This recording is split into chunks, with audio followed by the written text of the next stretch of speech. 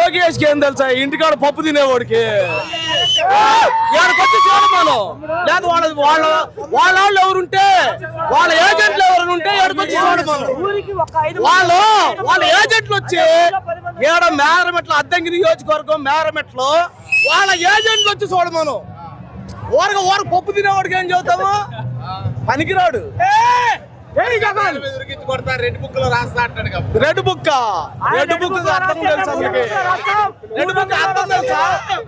అర్థం తెలుసా red book అర్థం తెలుసా ఆయనకి ఎందుకు గెలవడం ఖచ్చితంగా జగన్ 175 170 కాబోనయ్యా నెక్స్ట్ సీఎం జగనే అది ఇప్పుడు ట్వీట్లు పెడతాను జగన్ గెలవడు వాళ్ళకి ఇష్టం లేని వాళ్ళు ఏమైనా మాట్లాడతారు డబ్బులు ఎవడు ఇక్కడ వచ్చినాడు ఎవడు డబ్బులు ఇచ్చినాడు ₹1 తీసుకున్నాడు వాడు చెప్తాను వాళ్ళ ఏజెంట్లు వచ్చి ఎంక్వైరీ చేసుకోమను డబ్బులు ఇస్తే లక్షల మందిలో ఎవరినైనా ఒక్కళ్ళ చెప్పమను ఎవరినైనా ఒక్కళ్ళ చెప్పమని డబ్బులు ఇచ్చి తెచ్చారేమో జగన్ పట్టుకొని అదాపాతాలు తొక్కేస్తా అంటాడు పవన్ కళ్యాణ్ దొక్కుతారు అయ్యా తెలుగుదేశం వాళ్ళే దొక్కుతారు పవన్ కళ్యాణ్ అదపతాడానికి ఆయన వామడు అనుకుంటున్నాడు వామనుడు పవన్ కళ్యాణ్ కాదు ఇక్కడ చంద్రబాబు వామనుడు చంద్రబాబు పవన్ కళ్యాణ్ అదపతాళ్ళకి దొక్కుతాడు బీజేపీ వాళ్ళు ఇప్పుడు మోదీ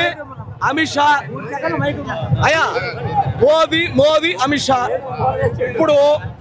ఇంత ముందు ఎన్డీఏ నుంచి వచ్చినోడే కదా చంద్రబాబు బయటికి మరి ఇలా ఆ రోజు మోడీ పెళ్ళానికి చెల్లనోడు పెళ్ళం ఇలువినోడు అమిత్ షా మీద తిరుపతిలో చెప్పులేసాడు మోదీ షా వస్తే బెల్లు వేసాడు ఇలా సంకనాగన పోయాడా ఎందుకు పెట్టుకున్నాడు పొత్తు బాలకృష్ణ మాధవ్ చౌదరి అన్నాడు ఏంది అది వాళ్ళకే చెల్లుద్ది